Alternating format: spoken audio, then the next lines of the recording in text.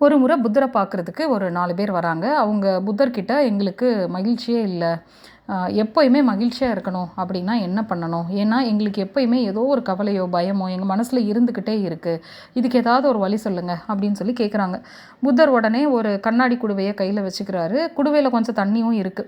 இப்போ வந்தவங்க கிட்ட இந்த கண்ணாடி குடுவைய என்னால எவ்வளோ நேரம் கையில வச்சிருக்க முடியும் அப்படின்னு கேட்குறாரு. அதுக்கு அவங்க ஒரு 1/2 மணி நேரம். அதுவே ரொம்ப அதிகம் தான். ஏன்னா கை வலிக்க ஆரம்பிக்கும் அப்படின்னு சொல்றாங்க. சிறிது நேரம் தான் முடியும் அப்படின்னும் சொல்றாங்க.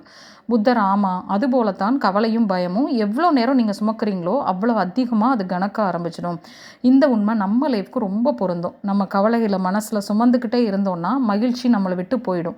எப்பயுமே நெகட்டிவ் இமோஷன்ஸை அதிகமாக ஹோல்டு பண்ணாமல் இருக்க பழகிட்டோம் அப்படின்னாலே நம்ம ப்ரெசண்ட்டில் வாழ்கிற ஒரு மைண்டு நமக்கு வர ஆரம்பிச்சிடும்.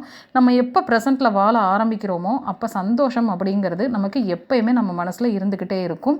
மீண்டும் சந்திக்கும் வரை மனதிற்கு அமைதி தரும் பயணத்தில் பியாண்ட் எக்ஸலன்ஸ். நன்றி.